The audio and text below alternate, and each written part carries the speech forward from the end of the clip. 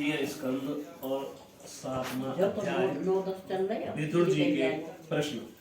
प्रत्येक स्कंद में अलग अलग अध्याय। अलग विदुर जी के प्रश्न, अभी प्रश्न ही चलने वाले। विदुर की जो श्री सुखदेव जी कहते हैं, मैत्री जी का यह भाषण सुनकर बुद्धिमान व्यास नंदन विदुर जी ने उन्हें अपनी वाणी से प्रसन्न करते हुए कहा। विदुर जी ने पूछा, ब्राह्मण, भगवान तो शुद्ध बौद्ध स्वरूप निर्विकार और निर्गुण हैं, उनके साथ लीला से भी गुण और क्रिया का संबंध कैसे हो सकता है? बालक में तो कामना और दूसरों के साथ खेलने की इच्छा रहती है, इसी से वह खेलने के लिए प्रयत्न करता है, किंतु भगवान तो स्वतः नित्य तृप्त पूर्ण काम और सर्वदा असंग हैं, वे क्रीड़ा के लिए भी क्यों संकल्प करेंगे? भगवान ने अपनी गुणमयी माया से जगत की रचना की है, उसी से वे इसका पालन करते हैं और फिर उसी से संहार भी करेंगे। जिनके ज्ञान का देश काल अथवा अवस्था से अपने आप या किसी दूसरे निमित्त से भी कभी लोप नहीं होता, उनका माया के साथ किस प्रकार संयोग हो सकता है? एकमात्र ये भगवान ही समस्त क्षेत्रों में उनके साक्षी रूप से स्थित हैं, फिर इन्हें दुर्भाग्य या किसी प्रकार के कर्मजनित क्लेश की प्राप्ति कैसे हो सकती है? भगवान, इस अज्ञान संकट में पड़कर मेरा मन बड़ा खिन्न हो रहा है, आप मेरे मन के इस महान मोह को कृपा करके दूर कीजिए। श्री सुखदेव जी कहते हैं, तत्व जिज्ञासु विदुर जी की यह प्रेरणा प्राप्त कर अहंकारहीन श्री मैत्रेय जी ने भगवान का स्मरण करते हुए मुस्कुराते हुए कहा। श्री मैत्रेय जी ने कहा, जो आत्मा सबका स्वामी और सर्वथा मुक्त स्वरूप है, वही दीनता और बंधन को प्राप्त हो, यह बात युक्त विरुद्ध अवश्य है, किंतु वस्तुतः यही तो भगवान की माया है। जिस प्रकार स्वप्न देखने वाले पुरुष को अपना सिर कटना आदि व्यापार न होने पर भी अज्ञान के कारण सत्यवत भासते हैं, उसी प्रकार इस जीव को बंधन आदि न होते हुए भी अज्ञानवश भास रहे हैं। यदि यह कहा जाए कि फिर ईश्वर में इनकी प्रतीति क्यों नहीं होती, तो इसका उत्तर यह है कि जिस प्रकार जल में होने वाली कंप आदि क्रियाएं जल में दिखने वाले चंद्रमा के प्रतिबिंब में ना होने पर भी भासती हैं, आकाश स्थित चंद्रमा में नहीं, उसी प्रकार देहाभिमानी जीव में ही देह के मिथ्या धर्मों को प्रतीत होती है, परमात्मा में नहीं। निष्काम भाव से धर्मों का आचरण करने पर भगवत कृपा से प्राप्त हुए भक्ति योग के द्वारा यह प्रतीत धीरे धीरे निवृत्त हो जाती है। जिस समय समस्त इंद्रियां विषयों से हटकर साक्षी परमात्मा श्री हरि में निश्चल भाव से स्थित हो जाती हैं, उस समय गाढ़ निद्रा में सोए हुए मनुष्य के समान जीव के राग द्वेषादि सारे कलेश सर्वथा नष्ट हो जाते हैं। श्री कृष्ण के गुणों का वर्णन एवं श्रवण अशेष दुख राशि को शांत कर देता है। फिर यदि हमारे हृदय में उनके चरण कमल की रज के सेवन का प्रेम जग पड़े, तब तो कहना ही क्या। विदुर जी ने कहा, भगवान, आपके युक्त युक्त वचनों की तलवार से मेरे संदेह छिन्न भिन्न हो गए हैं। छिन्न भिन्न है, समझ बैठी ना, छिन्न भिन्न हो गए। अब मेरा चित्त भगवान की स्वतंत्रता और जीव की परतंत्रता दोनों ही विषयों में खूब प्रवेश कर रहा है। विद्वान, आपने यह बात बहुत ठीक कही कि जीव को कलेश आदि की प्रतीत हो रही है, उसका आधार केवल भगवान की माया ही है। वह कलेश मिथ्या एवं निर्मूल ही है, क्योंकि इस विश्व का मूल कारण ही माया के अतिरिक्त और कुछ नहीं है। इस संसार में दो ही प्रकार के लोग सुखी हैं, या तो जो अत्यंत मूढ़ अज्ञानग्रस्त हैं, या जो बुद्धि आदि से अतीत श्री भगवान को प्राप्त कर चुके हैं। बीच की श्रेणी के संशयापन लोग तो दुख ही भोगते रहते हैं। भगवान, आपकी कृपा से मुझे यह निश्चय हो गया कि अनात्म पदार्थ वस्तुतः है नहीं, केवल प्रतीत ही होते हैं। अब मैं आपके चरणों की सेवा के प्रभाव से उस प्रतीत को भी हटा दूंगा।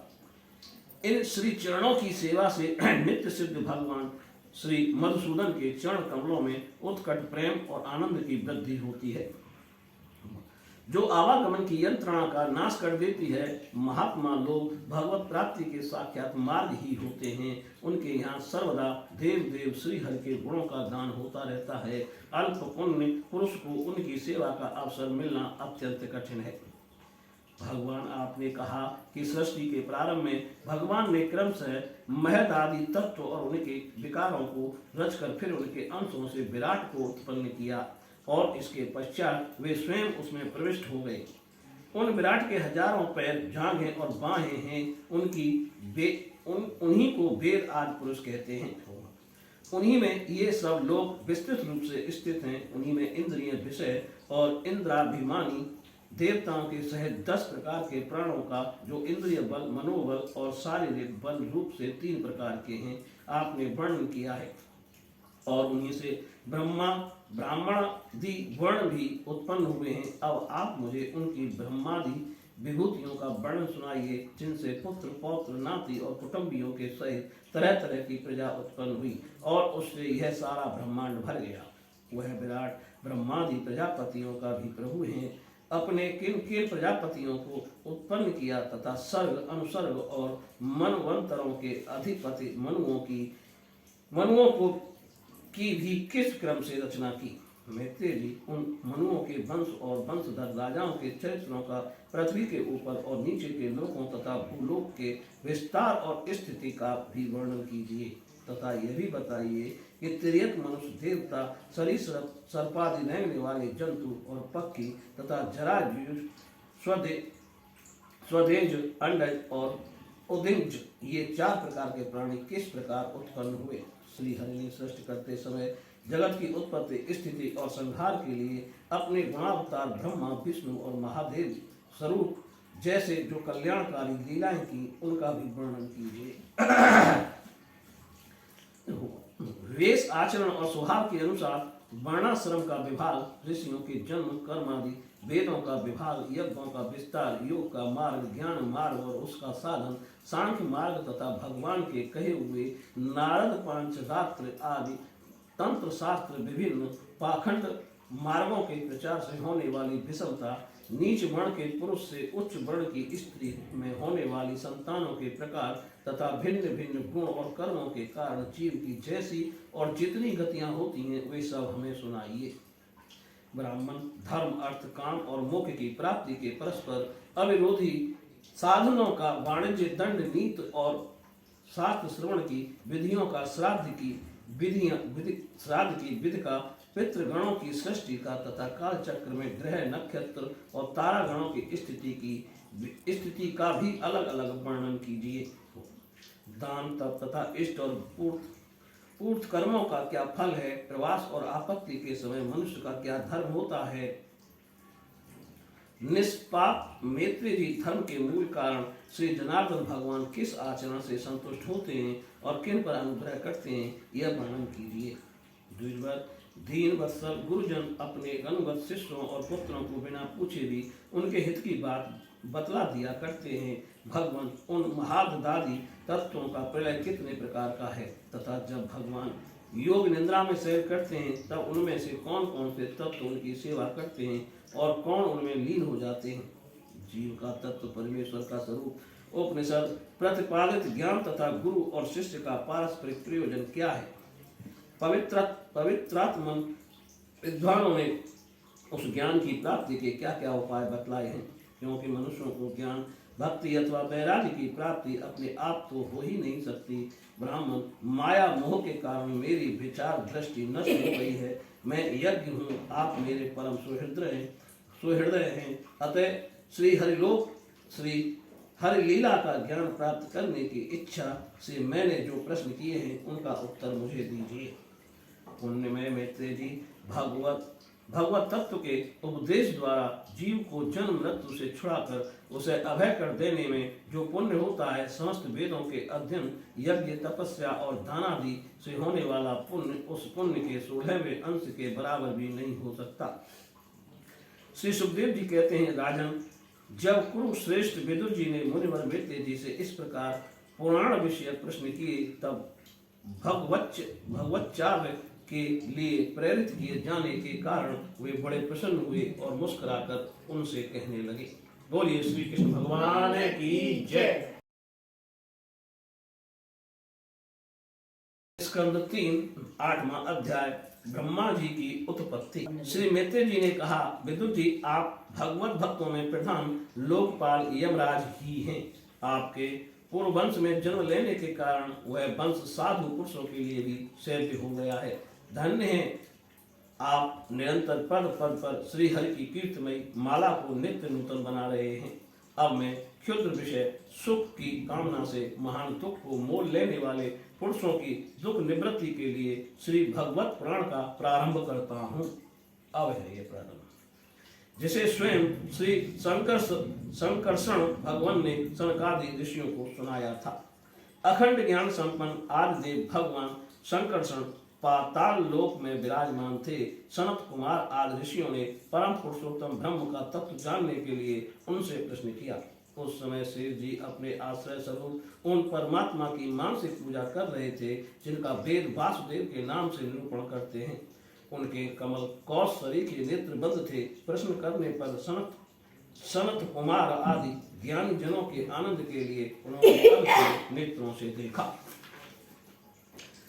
संत कुमार आदि ऋषियों ने मंदाकिनी के जल से भीगे अपने जटा समूह से उनके चरणों की चौकी के रूप में स्थित कमल का स्पर्श किया, जिसकी नाग राजकुमारियां अभिलषित वर की प्राप्ति के लिए प्रेम पूर्वक अनेकों उपहार सामग्रियों से पूजा करती हैं।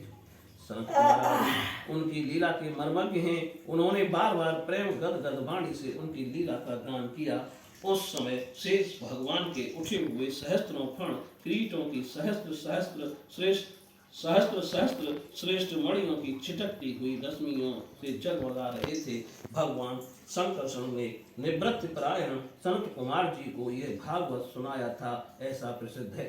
संत कुमार जी ने फिर इसे परम व्रतशील सांख्यायन मुनि को उनके प्रश्न करने पर सुनाया। परमहंसों में प्रधान श्री सांख्यायन जी को जब भगवान की विभूतियों का वर्णन करने की इच्छा हुई, तब उन्होंने इसे अपने अनुगत शिष्य हमारे गुरु श्री पाराशर जी और बृहस्पति जी को सुनाया। इसके पश्चात परम दयालु पाराशर जी ने पुलस्त मुनि के कहने से वह आदि पुराण मुझसे कहा, बस श्रद्धालु और सदा अनुगत देखकर अब वही पुराण मैं तुम्हें सुनाता हूँ। सृष्टि के पूर्व यह संपूर्ण विश्व जल में डूबा हुआ था। उस समय तो एकमात्र श्री नारायण देव शेष शैया पर पौण हुए थे। वे अपनी ध्यान शक्ति को अक्षुण्ण रखते हुए ही योग निद्रा का आश्रय ले अपने नेत्र मूंदे हुए थे। सृष्टि कर्म से अवकाश लेकर आत्मानंद में मग्न थे। उनमें किसी भी क्रिया का उन्मेष नहीं था। जिस प्रकार अग्नि अपनी दाहिका और शक्तियों को छिपाए हुए काष्ठ में व्याप्त रहता है, उसी प्रकार श्री भगवान ने संपूर्ण प्राणियों के सूक्ष्म शरीरों को अपने शरीर में लीन करके अपने आधारभूत उस जल में शयन किया। उन्हें सृष्टि काल आने पर पुनः जगाने के लिए केवल काल शक्ति को जागृत रखा। इस प्रकार अपनी स्वरूप भूता छिच्छाक्ति के साथ एक सहस्त्र चतुर्युग पर्यंत जल में शयन करने के अनंतर जब उन्हीं के द्वारा नित्य उनकी काल शक्ति ने उन्हें जीवों के कर्मों की प्रवृत्ति के लिए प्रेरित किया, तब उन्होंने अपने शरीर में लीन हुए अनंत लोक देखे।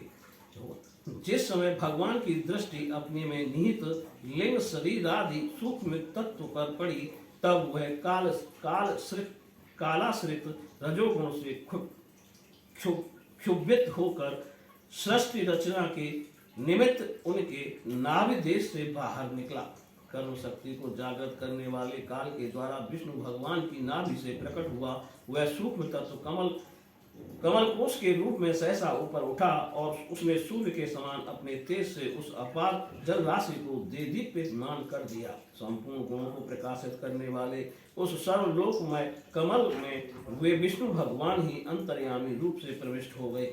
तब उसमें से बिना पढ़ाई स्वयं संपूर्ण वेदों को जानने वाले साक्षात वेद मूर्ति श्री ब्रह्मा जी प्रकट हुए, जिन्हें लोग स्वयंभू कहते हैं। उस कमल की कड़का गद्दी में बैठे हुए ब्रह्मा जी को जब कोई लोक दिखाई नहीं दिया, तब वे आंखें फाड़कर आकाश में चारों ओर गर्दन घुमाकर देखने लगे।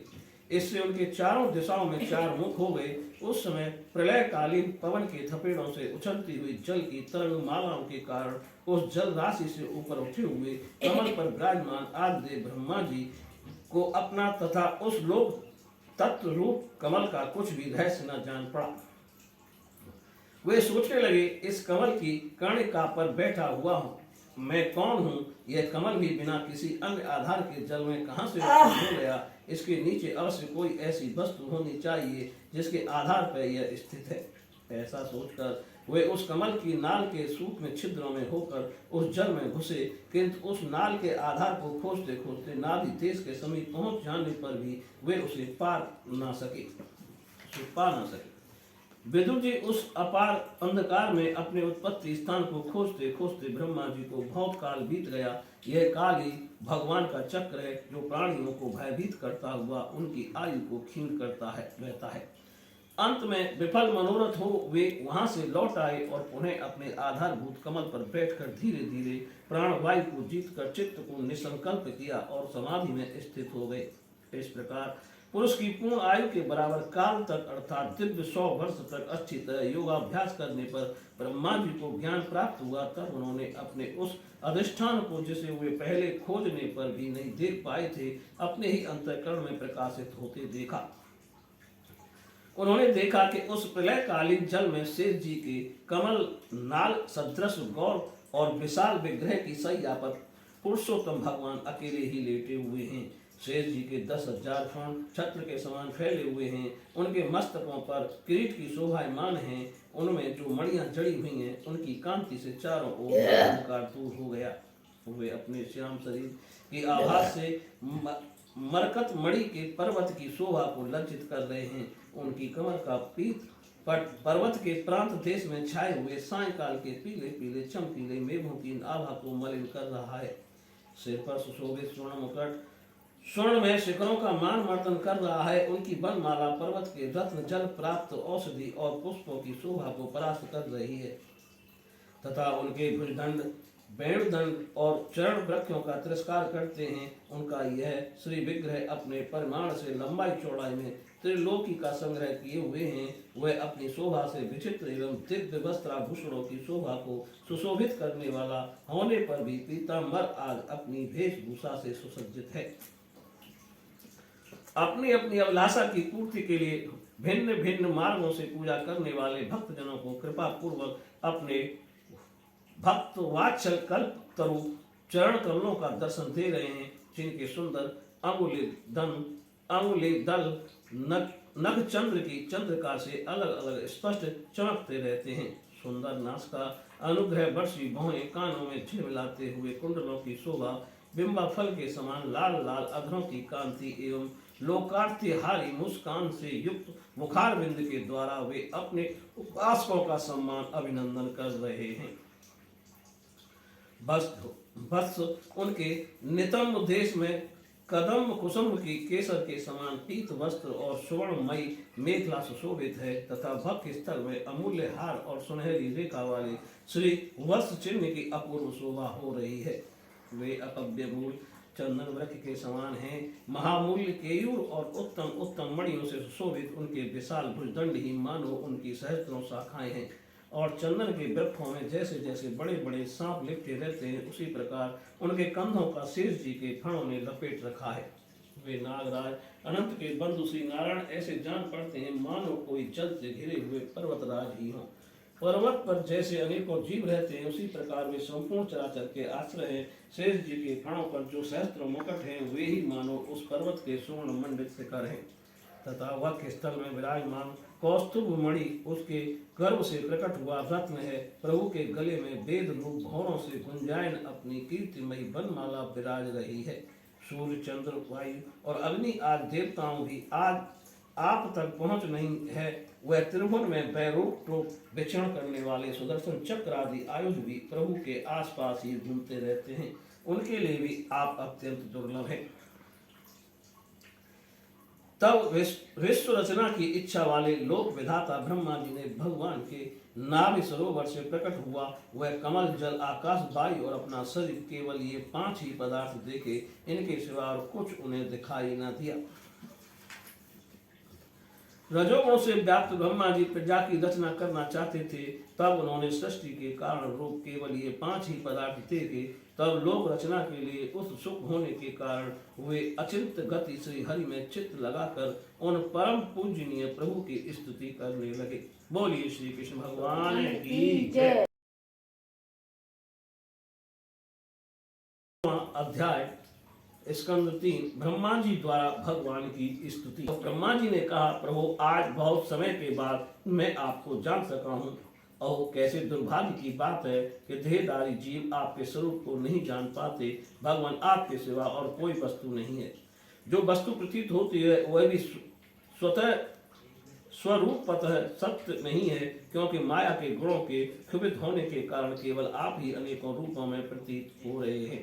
देव आपके चित्त शक्ति के प्रकाशित रहने के कारण अज्ञान आपसे सदा ही दूर रहता है। आपका यह रूप जिसके नाभि कमल में प्रकट हुआ है, सैकड़ों अवतारों का मूल कारण है। इसे अपने सत्पुरुषों पर कृपा करने के लिए ही पहले पहल प्रकट किया है।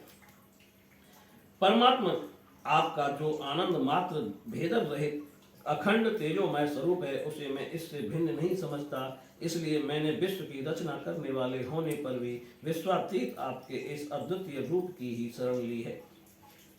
यही संपूर्ण भूत और इंद्रियों का भी अधिष्ठान है। हे विश्व कल्याण में मैं आपका उपासक हूँ। आपने मेरे हित के लिए ही मुझे ध्यान में अपना ये रूप दिखलाया है। जो पापात्मा विषयासक्त जीव हैं वे ही इसका अनादर करते हैं। मैं तो आपको इसी रूप में बार बार नमस्कार करता हूँ। मेरे स्वामी, जो लोग वेद रूप वायु से लाई हुई आपके चरण रूप कमलकोश की गंध को अपने कर्णपुटों से ग्रहण करते हैं, उन अपने भक्त जनों के हृदय कमल से आप कभी दूर नहीं होते, क्योंकि वे पराभक्ति रूप डोरी से आपके पाद पद्मों को बांध लेते हैं।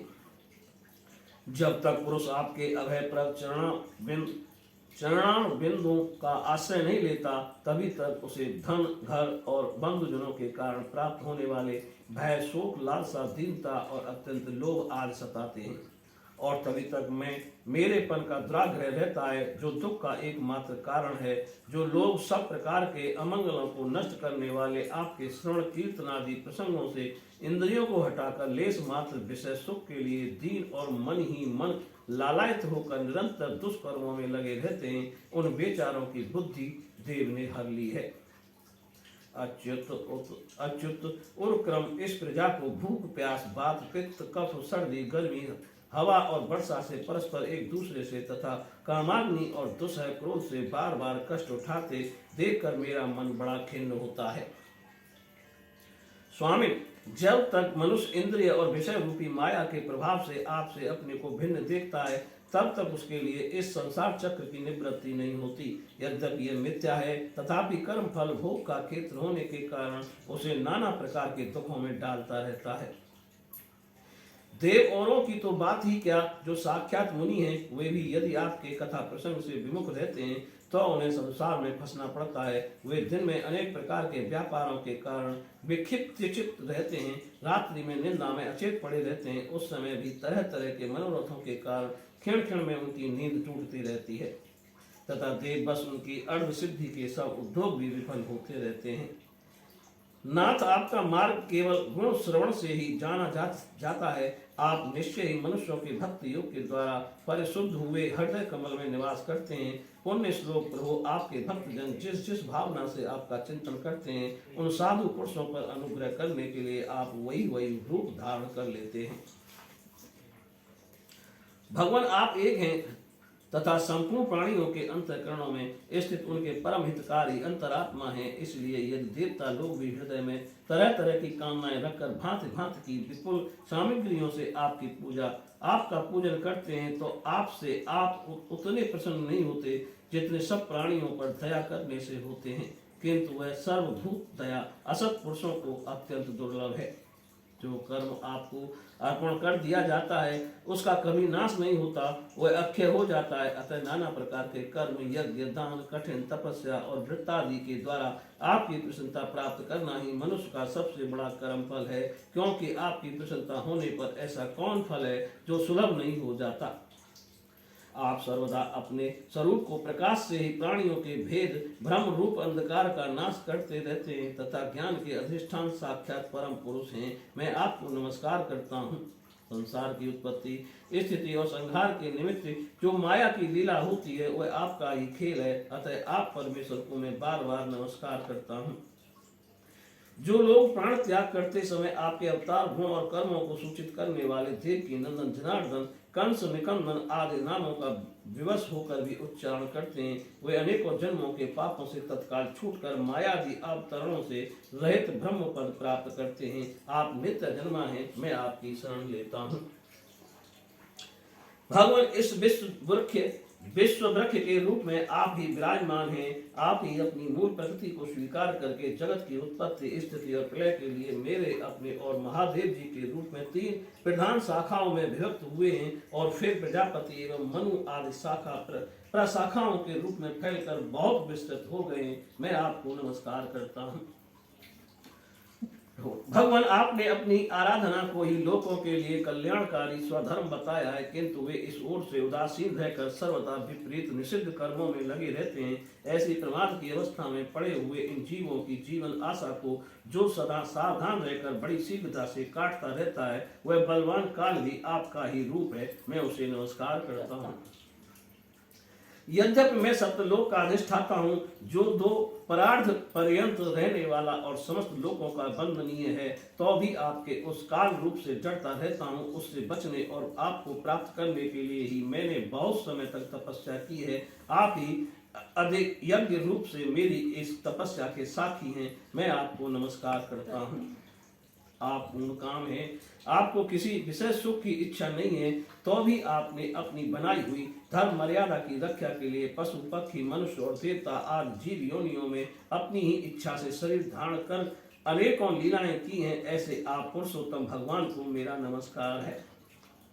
प्रभु, आप अविद्या, अस्मिता, राग, द्वेष और अभिनिवेश 5 में से किसी के भी अधीन नहीं है। तथापि इस समय जो सारे संसार को अपने उदर में लीन कर भयंकर तरंग मालाओं से विक्षुब्ध प्रलय कालीन जल में अनंत विग्रह की कोमल सैया पर शयन कर रहे हैं, वह पूर्व कल्प की कर्म परंपरा से श्रमित हुए जीवों को विश्राम देने के लिए ही है। आपके नाभि कमल रूप भवन से मेरा जन्म हुआ है। यह संपूर्ण विश्व आपके उदर में समाया हुआ है। आपकी कृपा से ही मैं त्रिलोकी की रचना रूप उपकार में प्रवृत्त हूँ। इस समय योग निद्रा का अंत हो जाने के कारण आपके नेत्र कमल विकसित हो रहे हैं। आपको मेरा नमस्कार है। आप संपूर्ण जगत के एकमात्र सुहृद और आत्मा हैं तथा शरणागतों पर कृपा करने वाले हैं। अतः अपने जिस ज्ञान और ऐश्वर्य से आप विश्व को आनंदित करते हैं, उसी से मेरी बुद्धि को भी युक्त करें, जिससे मैं पूर्व कल्प के समान इस समय भी जगत की रचना कर सकूं। आप भव वांछा कल्प तरु हैं। अपनी शक्ति लक्ष्मी जी के सहित अनेकों गुणावतार लेकर आप जो जो अद्भुत कर्म करेंगे, मेरा ये जगत की रचना करने का उद्यम भी उन्हीं में से एक है। अतः से रचते समय आप मेरे चित्त को प्रेरित करें, शक्ति प्रदान करें, जिससे मैं सृष्टि रचना विषयक अभिमान रूप मल से दूर रह सकूं। प्रभु, इस प्रलयकालीन जल में शयन करते हुए आप अनंत शक्ति परम पुरुष के नाभि कमल से मेरा प्रादुर्भाव हुआ है और मैं हूँ भी आप ही विज्ञान शक्ति। अतः इस जगत के विचित्र रूप का विस्तार करते समय आपकी कृपा से मेरी वेद रूप वाणी का उच्चारण लुप्त न हो। आप अपार करुणा में पुराण पुरुष हैं। आप परम प्रेममयी हैं। प्रेममयी मुस्कान के सहित अपने नेत्र कमल खोलिए और शेष सैया से उठकर विश्व के उद्धव के लिए अपनी सुमधुर वाणी से मेरा विषाद दूर कीजिए। श्री मैत्रेय जी कहते हैं, विदुर जी इस प्रकार तप, विद्या और समाधि के द्वारा अपने उत्पत्ति स्थान श्री भगवान को देखकर तथा अपने मन और वाणी की शक्ति के अनुसार उनकी स्तुति कर ब्रह्मा जी थके से होकर मौन हो गए।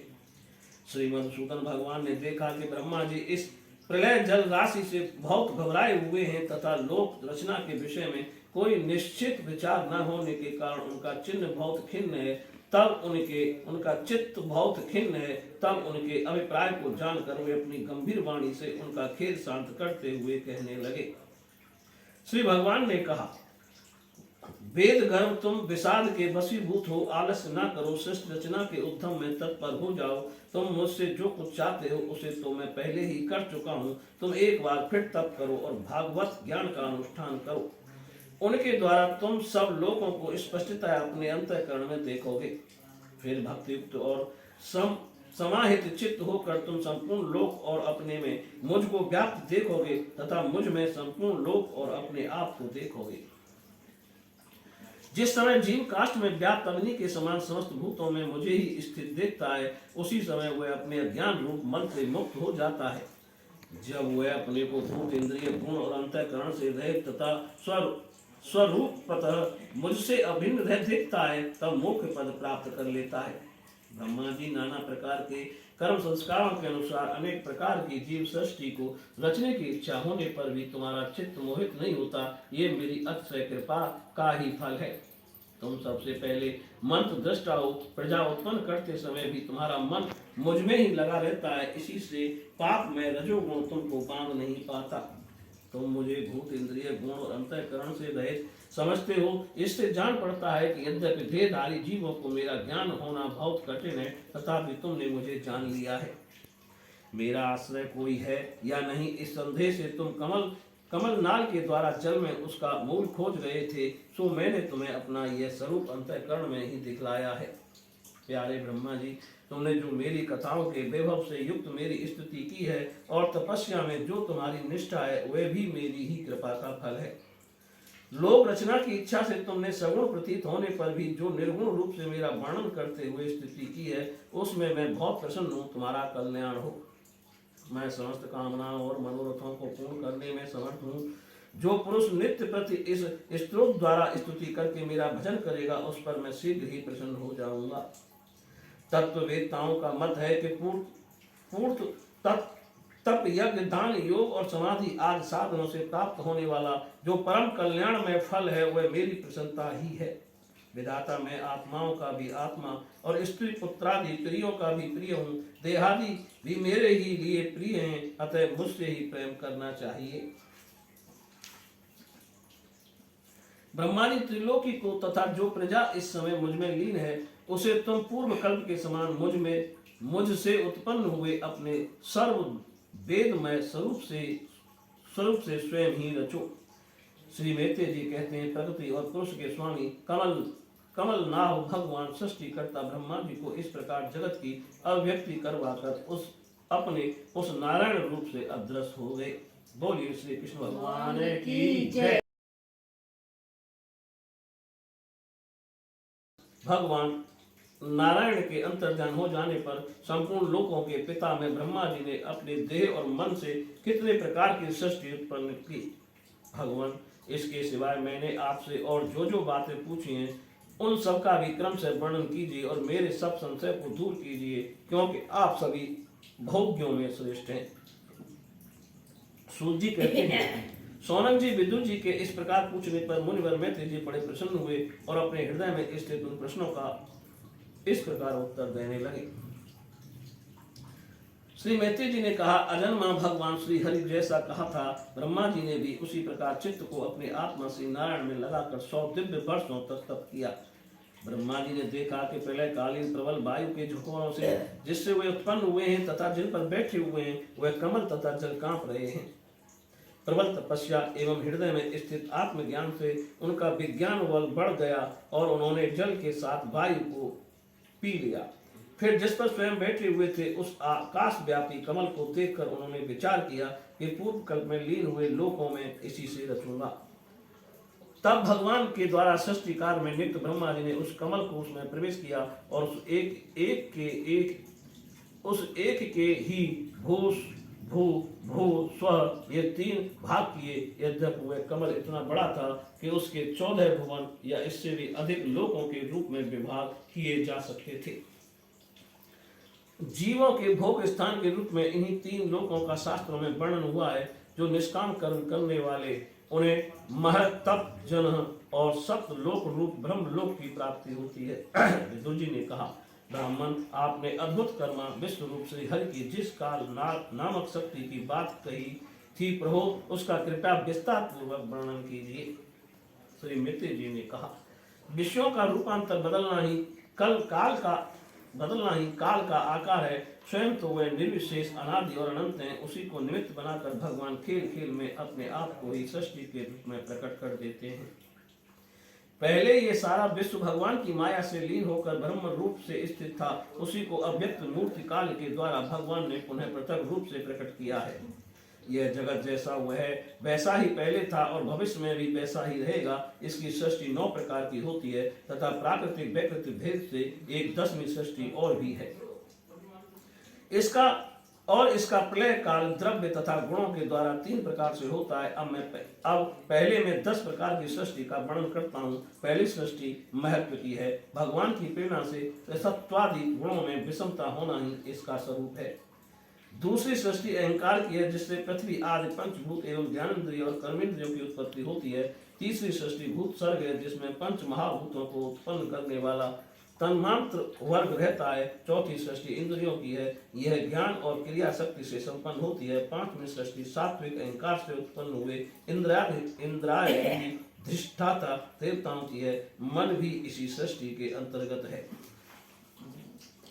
छठी सृष्टि अविद्या की है। इसमें तामित्र अंधतामित्र तम मोह और महामोह ये 5 गांठें हैं। ये जीवों की बुद्धि का आवरण और विशेष विक्षेप करने वाले हैं। ये 6 प्रकार की सृष्टियां हैं। तब वैकृत सृष्टियों का भी विवरण सुनो।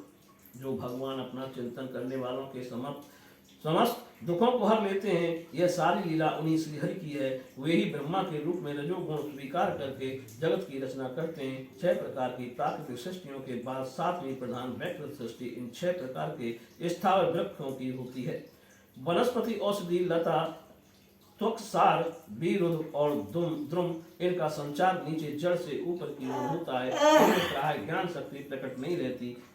ये भीतर ही भीतर केवल स्पर्श का अनुभव करते हैं तथा इनमें से प्रत्येक में कोई विशेष गुण रहता है। 8वीं सृष्टि त्रय योनियों पशु पक्षियों की है। वह 28 प्रकार की मानी जाती है। इन्हें काल का ज्ञान नहीं होता। तमोगुण की अधिकता के कारण वे केवल खाना पीना, मैथुन करना, सोना आदि ही जानते हैं। इन्हें सूंघने मात्र से वस्तुओं का ज्ञान हो जाता है। इनके हृदय में विचार शक्ति या दूरदर्शिता नहीं होती। साधु श्रेष्ठ इन त्रियों में गौ, बकरा, भैंसा, कृष्ण, मृग, सुअर, नीलगाय, रुरु नाम का मृग, भेड़ और ऊंट ये 2 खुरों वाले पशु कहलाते हैं। गधा, घोड़ा, खच्चर, गौर, मृग, सरप और चमड़ी ये एक खुर वाले हैं। अब 5 नख वाले पशु पक्षियों के नाम सुनो। कुत्ता, गीदड़, भेड़िया, बाघ, बिलाव, खरगोश, शाही, सिंह, बंदर, हाथी, कछुआ, गोह और मगर आदि पशु हैं।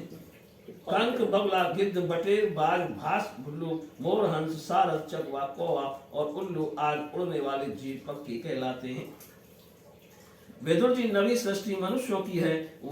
यह एक ही प्रकार की है। इसके आहार का प्रभाव ऊपर मुंह से नीचे की ओर होता है। मनुष्य रजोगुण प्रधान, कर्म परायण और दुख रूप विषयों में ही सुख मानने वाले होते हैं। स्थावर, पशु, पक्षी और मनुष्य ये तीनों प्रकार की सृष्टियां तथा आगे कहा जाने वाला देव सर्ग वैकृत सृष्टि है तथा जो महत्वादि रूप व्यवहारिक देव सर्ग है उसकी गणना पहले प्राकृतिक सृष्टि में की जा चुकी है। इनके अतिरिक्त सनत कुमार आदि ऋषियों का जो कौमार्ग सर्ग है वह प्राकृतिक वैकृत दोनों प्रकार का है। देवता, पितर, असुर, गंधर्व, अप्सरा, यज्ञ, राक्षस, सिद्ध, चारण, विद्याधर, भूत, प्रेत, पिशाच और किन्नर, किम पुरुष, अश्वमुख आदि भेद से देव सृष्टि 8 प्रकार की है। विदुर जी, इस प्रकार जगत कर्ता श्री ब्रह्मा जी की रचना हुई। यह 10 प्रकार की सृष्टि मैंने तुमसे कही। अब आगे मैं वंश और मनवंतर आदि का वर्णन करूंगा। इस प्रकार सृष्टि करने वाले सत संकल्प भगवान हरि की ब्रह्मा के रूप में प्रत्येक कल्प के आदि में रजोगुण से व्याप्त होकर स्वयं ही जगत के रूप में अपनी ही रचना करते हैं। बोलिए श्री कृष्ण भगवान की जय। 11वां अध्याय, तृतीय स्कंध, मनवंतर आदि काल विभाग का वर्णन।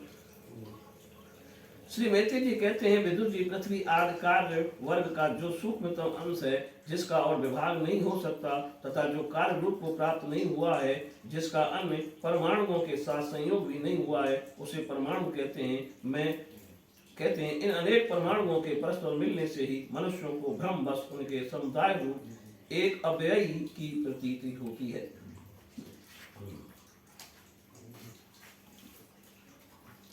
यह परमाणु जिसका सूक्ष्मतम अंश है, अपने सामान्य स्वरूप में स्थित उस पृथ्वी आदि कार्यों की एकता, समुदाय तथा समग्र रूप का नाम परम महान है। इस समय उनमें न तो प्रलय आदि अवस्था भेद की स्फूर्ति होती है, न नवीन प्राचीन आदि काल भेद का भान होता है, और न घट पटादि वस्तु भेद की ही कल्पना होती है। साधु श्रेष्ठ, इस प्रकार यह वस्तु के सूक्ष्मतम और महत्तम स्वरूप का विचार हुआ। इसी के सादृश्य से परमाणु आदि अवस्थाओं में व्याप्त होकर व्यक्त पदार्थों को भोगने वाले सृष्टि आदि में समर्थ अव्यक्त स्वरूप भगवान काल की भी सूक्ष्मता और स्थूलता का अनुमान किया जा सकता है। जो काल प्रपंच की परमाणु जैसी सूक्ष्म अवस्था में व्याप्त रहता है वह अत्यंत सूक्ष्म है, और जो सृष्टि से लेकर प्रलय अंत उसकी सभी अवस्थाओं का भोग करता है वह परम महान है। दो परमाणु मिलकर एक अणु होता है, और एक तीन अणुओं के मिलने से एक त्रिरेणु होता है, जो झरोखे में से होकर आई हुई सूर्य की किरणों के प्रकाश में आकाश में उड़ता देखा जाता है। ऐसे तीन 10 रेणुओं को पार करने में सूर्य को जितना समय लगता है उसे त्रुटि कहते हैं।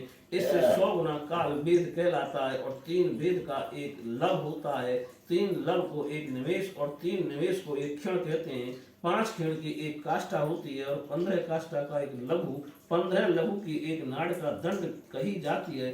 2 नाड़िका का एक मुहूर्त होता है, और दिन के घटने बढ़ने के अनुसार दिन एवं रात्रि दोनों संधियों के 2 मुहूर्तों को छोड़कर 6 या 7 नाड़िका का एक प्रहर होता है। यह याम कहलाता है, जो मनुष्य के दिन या रात का चौथा भाग होता है।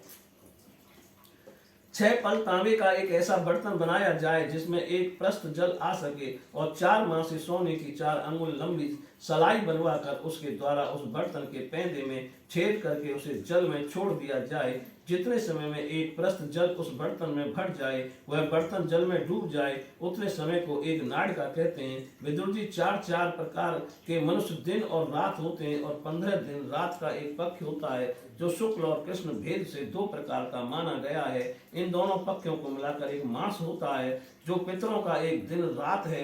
2 मास का एक ऋतु और 6 मास का एक अयन होता है। अयन दक्षिणायन और उत्तरायण भेद से 2 प्रकार का है। ये दोनों अयन मिलकर देवताओं के एक दिन रात होते हैं, तथा मनुष्य लोक में ये वर्ष या 12 मास कहे जाते हैं। ऐसे 100 वर्ष की मनुष्य की परम आयु बताई गई है।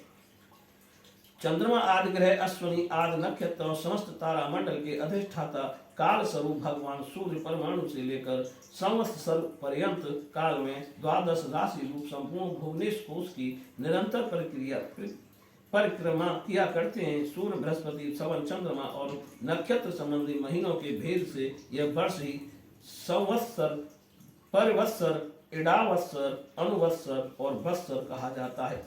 विदुर जी, इन 5 प्रकार के वर्षों की प्रवृत्ति करने वाले भगवान सूर्य की तुम उपहार आदि समर्पित करके पूजा करो। ये सूर्यदेव पंचभूतों में से तेज स्वरूप हैं, और अपनी काल शक्ति से बीजादि पदार्थों की अंकुर उत्पन्न करने की शक्ति को अनेक प्रकार से कार्योन्मुख करते हैं। ये पुरुषों की मौन वृत्ति के लिए उनकी आयु का क्षय करते हुए आकाश में विचरते रहते हैं, तथा ये ही सकाम पुरुषों को यज्ञादि कर्मों से प्राप्त होने वाले स्वर्ग आदि मंगलमय फलों का विस्तार करते हैं। विदुर जी ने कहा, मुनिवर, आपने देवता, पितर और मनुष्यों की परमायु का वर्णन तो किया। अब जो सनकादि ज्ञानी मुनिजन त्रिलोकी से बाहर कल्प से भी अधिक काल तक रहने वाले हैं, उनकी भी आयु का वर्णन कीजिए। आप भगवान काल की गति भली भांति जानते हैं, क्योंकि ज्ञानी लोग अपनी योग सिद्धि दिव्य दृष्टि से सारे संसार को देख लेते हैं। मैत्रेय जी ने कहा, विदुर जी, सत्य युग, त्रेता, द्वापर और कलि, ये 4 युग अपनी संध्या और संध्यासों के सहित देवताओं के 12 सहस्त्र वर्ष तक रहते हैं। ऐसा बतलाया गया है कि इन सत्यादि 4 युगों में क्रमशः 4, 3, 2 और 1 सहस्त्र दिव्य वर्ष होते हैं, और प्रत्येक में से जितने सहस्त्र वर्ष होते हैं उससे दुगने 100 वर्ष उनकी संध्या और संध्यावास्तों में संध्यायासों में होते हैं। युग की आदि में संध्या होती है और अंत में संध्यास। इसकी वर्ष गणना सैकड़ों की संख्या में बतलाई गई है। इनके बीच का जो काल होता है उसी को काल भेदताओं ने युग कहा है। प्रत्येक युग में एक एक विशेष धर्म का विधान पाया जाता है। सतयुग के मनुष्यों में धर्म अपने चारों चरणों से रहता है, फिर अन्य युगों में अधर्म की वृद्धि होने से उसका एक एक चरण क्षीण होता जाता है। प्यारे विदुर जी, त्रिलोकी जी से बाहर महलों से महलोक से ब्रह्मलोक पर्यंत यहाँ की एक सहस्त्र चतुर्युगी का एक दिन होता है और इतनी ही बड़ी रात्रि होती है जिसमें जगत कर्ता ब्रह्मा जी शयन करते हैं। उस रात्रि का अंत होने पर इस लोक का कल्प आरंभ होता है। उसका क्रम जब तक ब्रह्मा जी का दिन रहता है तब तक चलता रहता है। उस एक कल्प में 14 मनु हो जाते हैं। प्रत्येक मनु 71 चतुर्युगी से कुछ अधिक काल चतुर्युगी तक अपना अधिकार भोगता है। प्रत्येक मनवंतर में भिन्न भिन्न मनवंशी राजा लोग, सप्तर्षि, देवगण, इंद्र और उनके अनुयायी गंधर्वादि साथ साथ ही अपना अधिकार भोगते हैं। यह ब्रह्मा जी की प्रतिदिन की सृष्टि है जिसमें तीनों लोकों की रचना होती है। उसमें अपने अपने कर्मानुसार पक्षी, पशु, पक्षी, मनुष्य, पितर और देवताओं की उत्पत्ति होती है। इन मनवंतरों में भगवान सत्व गुणों का आश्रय ले अपनी मनु आदि मूर्तियों के द्वारा पौरुष प्रकट करते हैं, इस विश्व का पालन करते हैं। कालक्रम से जब ब्रह्मा जी का दिन बीत जाता है तब वे तमोगुण के संपर्क को स्वीकार कर अपने सृष्टि रचनात्मक पौरुष को स्थगित करके निष्ठेष्य भाव से स्थित हो जाते हैं। इस समय सारा विश्व उन्हीं में लीन हो जाता है। तब जब सूर्य और चंद्रमादि से रहित वह प्रलय रात्रि आती है तब वे भू स्व तीन लोक उन्हीं ब्रह्मा जी के शरीर में छिप जाते हैं। उस अवसर पर तीनों लोग शेष जी के मुख से निकली हुई अग्नि रूप भगवान की शक्ति से जलने लगते हैं। इसलिए उसके ताप से व्याकुल होकर भृगु आदि मुनीश्वर गण महलोक से जनलोक को चले जाते हैं। इतने में ही सातों समुद्र प्रलय काल के प्रचंड पवन से उमड़कर अपनी उछलती हुई उत्ताल तरंगों से त्रिलोकी को डुबो देते हैं। तब उस जल के भीतर भगवान शेष सैया योग निंद्रा से नेत्र मूत कर शयन करते हैं। उस समय जनलोक निवासी मुनिगण उनकी स्तुति किया करते हैं। इस प्रकार काल की गति से एक एक सहस्त्र चतुर्युग के रूप में प्रतीत होने वाले दिन रात के हेर फेर से ब्रह्मा जी की 100 वर्ष की परमायु भी बीती हुई सी दिखाई देती है। ब्रह्मा जी की आयु के आधे भाग को परार्ध कहते हैं। जब तक पहला परार्ध तो बीत चुका है, दूसरा चल रहा है। पूर्व पदार्थ के आरंभ में ब्रह्मा नामक महान कल्प हुआ था, उसमें ब्रह्मा जी की उत्पत्ति हुई थी। पंडित जन इन्हें शब्द ब्रह्म कहते हैं। उसी परार्ध के अंत में जो कल्प हुआ था उसे पार्व कल्प कहते हैं। इसमें भगवान के नाभि सरोवर से सर्वलोकमय कमल प्रकट हुआ था। विदुर जी, इस समय जो कल्प चल रहा है वह दूसरे परार्ध का आरंभक बतलाया जाता है। वह 12 कल्प नाम से विख्यात है। इसमें भगवान ने सुगर रूप धारण किया था। यह 2 परार्ध का काल अव्यक्त अनंत अनादि विश्वात्मा श्री हरि का एक निमेष माना जाता है। ये परमाणुओं से लेकर द्विपरायण पर्यंत फैला हुआ काल सर्वसमर्थ होने पर भी सर्वात्मा श्री हरि किसी प्रकार की प्रभुता नहीं रखता। यह तो देहादि में अभिमान रखने वाले जीवों का ही शासन करने में समर्थ है। प्रकृति, महतत्व, अहंकार और पंच तंत्र मात्र इन 8 प्रकृतियों के सहित 10 इंद्रियां, मन और पंचभूत इन 16 विकारों में मिलकर बना हुआ ये ब्रह्मांड कोश भीतर से 50 करोड़ योजन विस्तार वाला है तथा इसके बाहर चारों ओर उत्तरोत्तर 10-10 गुने 7 आवरण हैं। उन सब के सहित ये जिसमें परमाणु के समान पड़ा हुआ दिखता है और जिसमें ऐसी करोड़ों ब्रह्मांड राशियां हैं, वह इन प्रधानादि समस्त कारणों का कारण अक्षर ब्रह्म कहलाता है। और यही पुराण पुरुष परमात्मा श्री विष्णु भगवान का श्रेष्ठ धाम स्वरूप है। बोलिए श्री कृष्ण भगवान की जय। स्कंद 12वां अध्याय, सृष्टि का विस्तार। श्री मैत्रेय जी ने कहा, विदुर जी, यहाँ तक मैंने आपको भगवान की काल रूप महिमा सुनाई। अब जिस प्रकार ब्रह्मा जी ने जगत की रचना की वह सुनिए। सबसे पहले उन्होंने अज्ञान की 5 वृत्तियां तम, अविद्या, मोह, अस्मिता, महामोह, राग, तामृष, द्वेष, अंध, तामृष, अभिनिवेश रची। किंतु इस अत्यंत पापमयी सृष्टि को देखकर उन्हें प्रसन्नता नहीं हुई। तब उन्होंने अपने मन को भगवान के ध्यान से पवित्र कर उससे दूसरी सृष्टि रची। इस बार ब्रह्मा जी ने सनक, सननंदन, सनातन और सनत कुमार ये 4 निवृत्त प्रायण और ऊर्ध्वरेता मुनि उत्पन्न किए। अपने इन पुत्रों से ब्रह्मा जी ने कहा, पुत्रों तुम लोग सृष्टि उत्पन्न करो, किंतु वे जन्म से मोक्ष मार्ग, निवृत्ति मार्ग का अनुसरण करने वाले और भगवान के ध्यान में तत्पर थे, इसलिए उन्होंने ऐसा करना नहीं चाहा। जब ब्रह्मा जी ने देखा कि मेरी आज्ञा न मानकर ये मेरे पुत्र मेरा तिरस्कार कर रहे हैं, तब उन्हें असह्य क्रोध हुआ। उन्होंने उसे रोकने का प्रयत्न किया, किंतु बुद्धि द्वारा उनके बहुत रोकने पर भी वे क्रोध तत्काल प्रजापति की भौहों के बीच में एक लोहित नीले और लाल रंग के बालक के रूप में प्रकट हो गया। वे देवताओं के पूर्वज भगवान भव रुद्र रो रो कर कहने लगे, जगत पिता विधाता मेरे नाम और रहने के स्थान बतलाइए। तब कमल योनि भगवान ब्रह्मा ने उस बालक की प्रार्थना पूर्ण करने के लिए मधुर वाणी में कहा, रो मत, मैं अभी तुम्हारी इच्छा पूरी करता हूँ। देवश्रेष्ठ, तुम जन्म लेते ही बालक के समान फूट फूट कर रोने लगे, इसलिए प्रजा तुम्हें रुद्र नाम से पुकारेगी। तुम्हारे रहने के लिए मैंने पहले से ही हृदय, इंद्रिय, प्राण, आकाश, वायु, अग्नि, जल, पृथ्वी, सूर्य, चंद्रमा तब ये स्थान रच दिए हैं।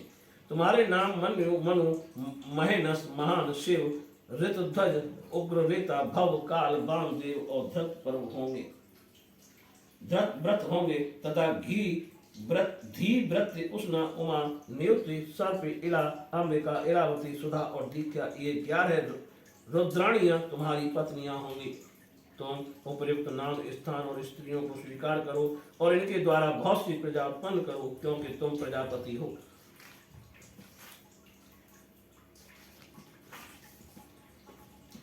लोकपिता ब्रह्मा जी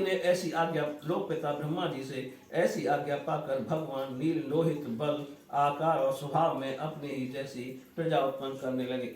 भगवान रुद्र के द्वारा उत्पन्न हुए उन रुद्रों को असंख्य यूथ बनाकर सारे संसार को भक्षण करते देख ब्रह्मा जी को बड़ी शंका हुई।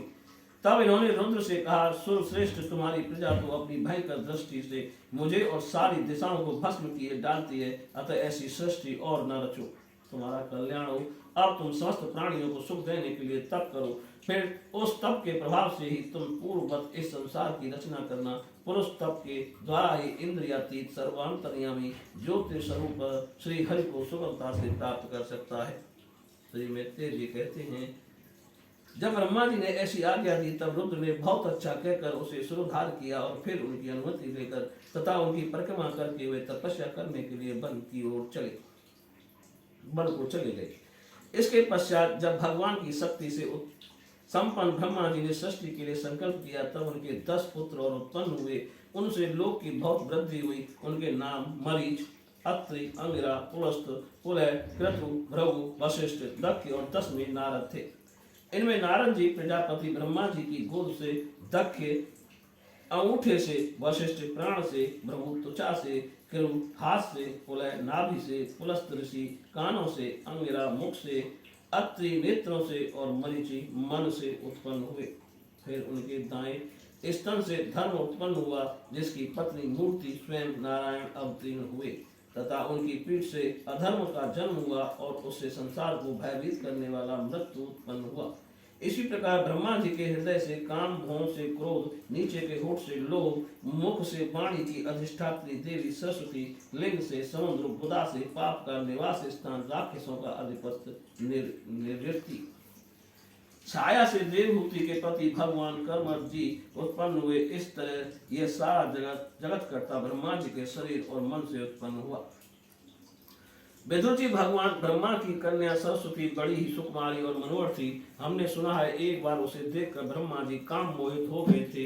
यद्यपि वे स्वयं वासनाहीन थी, उन्हें ऐसा अधर्ममय संकल्प करते देख उनके पुत्र मरीच आदि ऋषियों ने उन्हें विश्वास पूर्वक समझाया, पिताजी आप समर्थ हैं, फिर भी अपने मन में उत्पन्न हुए काम के वेग को न रोककर पुत्री गमन जैसा दुस्तर पाप करने का संकल्प कर रहे हैं। ऐसा तो आपसे पूर्ववर्ती किसी भी ब्रह्मा ने नहीं किया और न आगे ही कोई करेगा। जगत गुरु, आप जैसे तेजस्वी पुरुषों को भी ऐसा काम शोभा नहीं देता, क्योंकि आप लोगों के आचरणों का अनुसरण करने से ही तो संसार का कल्याण होता है।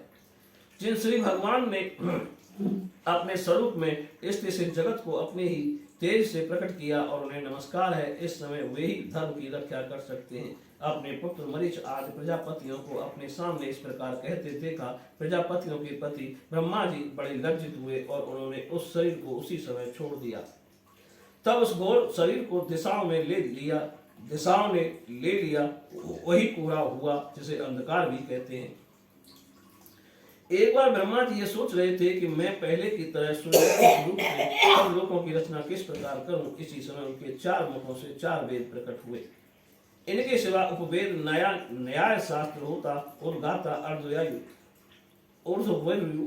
ऊर्ध्ववर्यु और ब्रह्मा, इन 4 ऋतुवजों के कर्म, यज्ञों का विस्तार, धर्म के 4 चरण और 4 आश्रम तथा उनकी वृत्तियां, ये सब भी ब्रह्मा जी के मुखों से ही उत्पन्न हुए। विदुर जी ने पूछा, तपोधन विश्व रचयिताओं के स्वामी श्री ब्रह्मा जी ने जब अपने मुखों से इन वेद आदि को रचा तो उन्होंने अपने किस मुख से कौन सा वस्तु उत्पन्न की, ये आप कृपा करके मुझे बतलाइए। श्री मैत्री जी ने कहा, विदुर जी, ब्रह्मा ने अपने पूर्व, दक्षिण, पश्चिम और उत्तर के मुख से क्रम से ऋक, यजु, साम और यजुर्वेद को रचा। इसी क्रम से शस्त्र होता कर्म, ईर्जा, अधर्वयु का कर्म, स्तुति, स्तोम, उद्गाता का कर्म और प्रायश्चित ब्रह्मा का कर्म, इन 4 की रचना की। इसी प्रकार आयुर्वेद, चिकित्सा शास्त्र, धनुर्वेद, शस्त्र विद्या, गंधर्व वेद, संगीत शास्त्र और स्थापित वेद, शिल्प विद्या, इन 4 उपवेदों की भी क्रम से उन्हें पूर्वादि मुखों से ही उत्पन्न किया।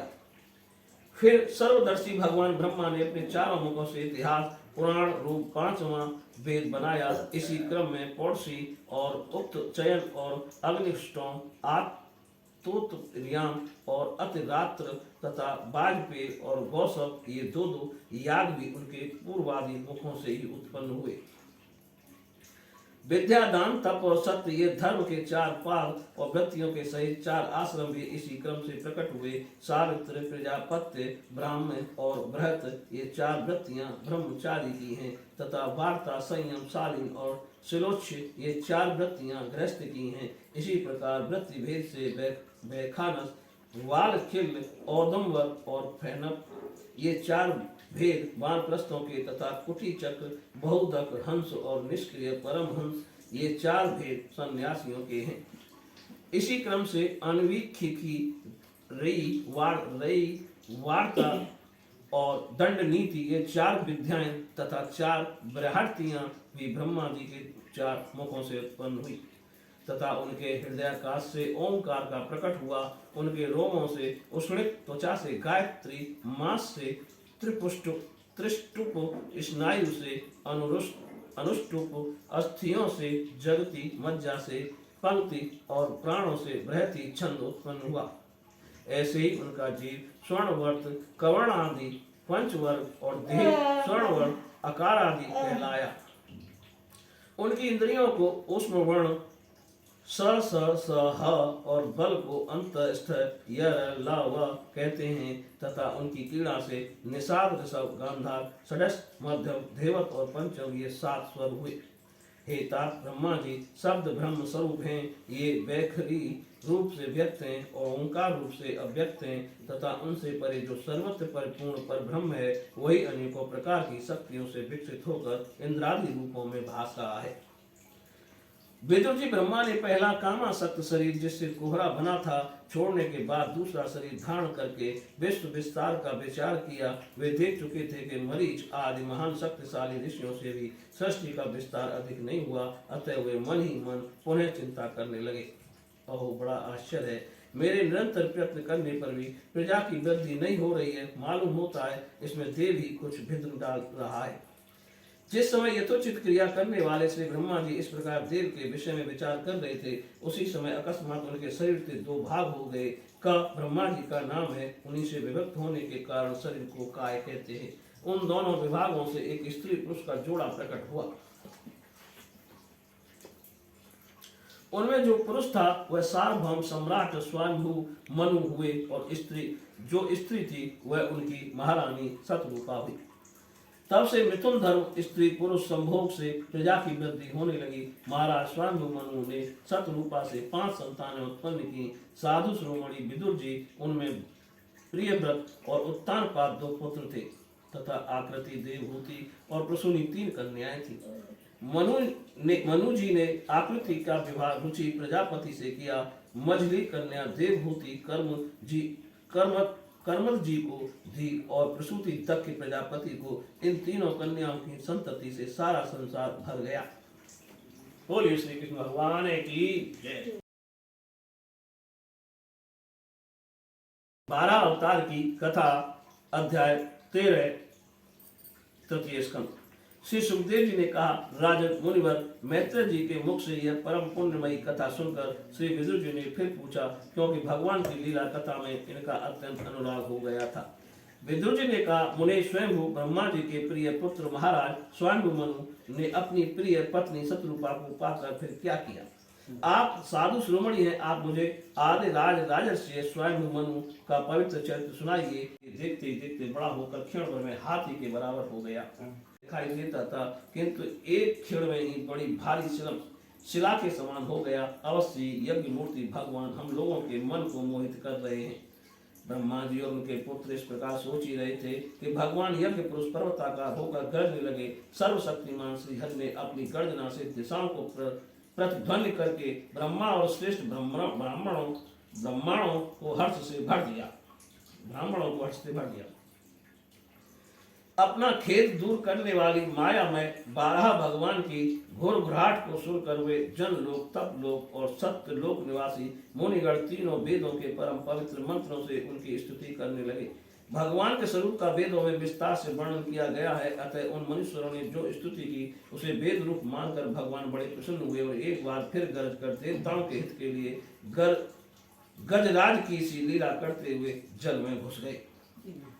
पहले वे सुअर रूप भगवान पूंछ उठाकर बड़े वेग से आकाश में उछले और अपनी गर्दन के बालों को फटकार कर खुरों के आघात से बादलों को छितराने लगे। उनका शरीर बड़ा कठोर था, त्वचा पर कड़े कड़े बाल थे, दाढ़ें सफेद थी और नेत्रों से तेज निकल रहा था। उस समय उनकी बड़ी शोभा हो रही थी। भगवान स्वयं यज्ञ पुरुष हैं, तथापि सुअर रूप धारण करने के कारण अपनी नाक से सूंघ सूंघ कर पृथ्वी का पता लगा रहे थे। उनकी दाढ़ें बड़ी कठोर थीं। इस प्रकार यद्यपि वे बड़े क्रूर जान पड़ते थे, तथापि अपनी स्तुति करने वाले मरीच आदि मुनियों की ओर बड़ी सौम्य दृष्टि से निहारते हुए उन्होंने जल में प्रवेश किया। जिस समय उनका वज्रमय पर्वत के समान कठोर कलेवर जल में गिरा, तब उनके वेग से मानो समुद्र का पेट फट गया और उसमें बादलों की गड़गड़ाहट के समान बड़ा भीषण शब्द हुआ। उस समय ऐसा जान पड़ता था मानो अपनी तरंग रूप भुजाओं को उठाकर वे बड़े आर्त स्वर से, हे यज्ञेश्वर मेरी रक्षा करो, इस प्रकार पुकार रहा है। तब भगवान यज्ञ मूर्ति अपने बाण के समान पैन खुरों से जल को चीरते हुए उस अपार जल राशि के उस पार पहुंचे। वहां रसातल में उन्होंने समस्त जीवों को आश्रयभूता पृथ्वी को देखा, जिसे कल्पांत में शयन करने के लिए उद्धर श्री हरि ने स्वयं अपने ही उदर में लीन कर लिया था। फिर वे जल में डूबी पृथ्वी को अपनी ताड़ों पर लेकर रसातल से ऊपर आए। उस समय उनकी बड़ी शोभा हो रही थी। जल से बाहर आते समय उनके मार्ग में विघ्न डालने के लिए महापराक्रमी हिरण्याक्ष ने जल के भीतर ही उन पर गदा से आक्रमण किया। इससे उनका क्रोध चक्र समान तीक्ष्ण हो गया और उन्होंने उसे लीला से इस प्रकार मार डाला जैसे सिंह हाथी को मार डालता है। उस समय उसके रक्त से थूथनी तथा कणपटी सन जाने के कारण वे ऐसे जान पड़ते थे मानो कोई गजराज लाल मिट्टी के टीले में टक्कर मार कर आया हो। जैसे गजराज अपने दांतों पर कमल पुष्प धारण कर ले, उसी प्रकार अपने सफेद दांतों की नोक पर पृथ्वी को धारण कर जल से बाहर निकले हुए तमाल के समान नील वर्ण 12 भगवान को देखकर ब्रह्मा मरीच आदि को निश्चय हो गया कि ये भगवान ही हैं। तब वे हाथ जोड़कर वेद वाक्यों से उनकी स्तुति करने लगे। ऋषियों ने कहा, भगवान अजित आपकी जय हो यज्ञपते, आप अपने वेदत्रीय रूप विग्रह को फटकार रहे हैं, आपको नमस्कार है। आपके रोम कूपों में संपूर्ण यज्ञ लीन है। आपने पृथ्वी का उद्धार करने के लिए यह सूकर रूप किया है, आपको नमस्कार है। देव दुराचारियों को आपके शरीर का दर्शन होना अत्यंत कठिन है, क्योंकि यह यज्ञ रूप है। इसकी त्वचा में गायत्री आदि छंद, रोमावली में कुछ, नेत्रों में घृत तथा चारों चरणों में होता है। अर्धय उदगाता और धनुमा ने इन चारों ऋतुओं के कर्म हैं। ईश आपकी थूथनी मुख के अग्रभाग में श्रुप है, नास का छिद्रों में श्रुवा है, उदर में इड़ा यज्ञ वक्षण पात्र है, कानों में चमस है, मुख में प्रशस्त्री ब्रह्म भाग पात्र है और कंठ छिद्र में ग्रह स्वाम पात्र है। भगवान आपका जो चवाना है वही अग्निहोत्र है। बार बार अवतार लेना यज्ञ पुरुष आपकी तीक्ष्ण स्त्री है। गर्दन उपसर्ग 3 स्त्रियां हैं, दोनों ताड़े प्रायणीय दीक्षा के बाद की स्त्री और उदयनीय यज्ञ समाप्ति की इष्टि है। ये व्याप्रवन प्रत्येक उपसद के पूर्व किया जाने वाला महावीर नामक कर्म है। सिर सभ्य होम रहित अग्नि और आप सब फिर सोपास नाग्नि है तथा प्राण चित्त इष्ट का चयन है। देव आपका वीर सोम है।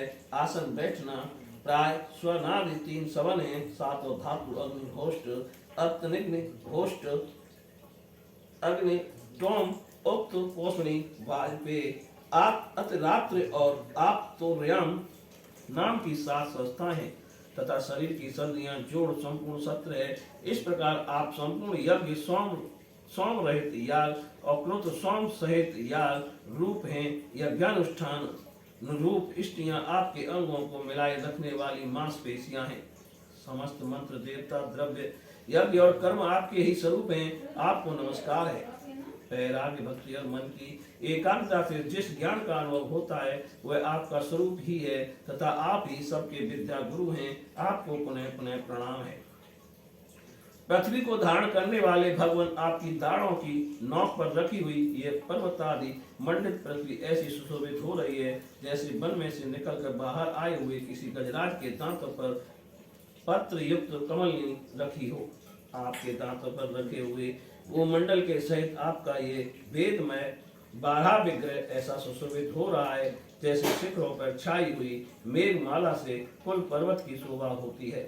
नाथ चराचर जीवों के सुख पूर्वक रहने के लिए आप अपनी पत्नी इस जगन माता पृथ्वी को जल पर स्थापित कीजिए। आप जगत के पिता हैं और अग्नि स्थापना के समान आपने इसमें धारण शक्ति रूप अपना तेज स्थापित किया है। हम आपको और इस पृथ्वी माता को प्रणाम करते हैं। प्रभु रसातल में डूबी हुई इस पृथ्वी को निकालने का साहस आपके सिवा कौन कर सकता था, किंतु आप तो संपूर्ण आश्चर्यों के आश्रय हैं। आपके लिए यह कोई आश्चर्य की बात नहीं है। आपने ही तो अपनी माया से इस आश्चर्य में विश्व की रचना की है। जब आप अपने वेद में विग्रह को हिलाते हैं तब हमारे ऊपर आपकी गर्दन के बालों से झड़ती हुई शीतल जल की बूंदें गिरती हैं। इनसे भी कर हम जनलोक तपलोक और सप्तलोक में रहने वाले मुनिजन सर्वथा पवित्र हो जाते हैं। जो पुरुष आपके कर्मों का पार पाना चाहता है अवश्य उसकी बुद्धि नष्ट हो गई है, क्योंकि आपके कर्मों का कोई पार ही नहीं है। आपकी योग माया के सत्वादि गुणों से यह सारा जगत मोहित हो रहा है। भगवान आप इसका कल्याण कीजिए। श्री मैत्रेय जी कहते हैं, विदुर जी उन ब्रह्मवादी मुनियों के इस प्रकार स्तुति करने पर सबकी रक्षा करने वाले 12 भगवान ने अपने खुरों से जल को स्थापित का उस पर पृथ्वी को स्थापित कर दिया। इस प्रकार रसातल से लीला पूर्वक लाई हुई पृथ्वी को जल पर रखकर वे विशिष्ट सेन प्रजापति भगवान श्री हरि अंतर्ध्यान हो गए। विदुर जी, भगवान की लीला में चरित्र अत्यंत कीर्तनीय है। उनमें लगी हुई बुद्धि सब प्रकार के पाप तापों को दूर कर देती है। जो पुरुष उनकी इस मंगलमयी मंजुल कथा को भक्ति भाव से सुनता या सुनाता है उसके प्रति भक्त वत्सल भगवान अंत स्थल से बहुत शीघ्र प्रसन्न हो जाते हैं। भगवान तो सभी कामनाओं को पूर्ण करने में समर्थ हैं। उनके प्रसन्न होने पर संसार में क्या दुर्लभ है, किंतु उन तुच्छ कामनाओं की आवश्यकता ही क्या। जो लोग उनका अनन्य भाव से भजन करते हैं उन्हें तो वे अंतर्यामी परमात्मा स्वयं अपना परम पद ही दे देते हैं। अरे संसार में पशुओं को छोड़कर अपने पुरुषार्थ का सार जानने वाला ऐसा कौन पुरुष होगा जो आवागमन से छुड़ा देने वाली भगवान की प्राचीन कथाओं में से किसी भी अमृतमयी कथा का अपने कर्णपुटों से एक बार पान करके फिर उनकी ओर से मन हटा लेगा। बोलिए श्री कृष्ण भगवान की जय।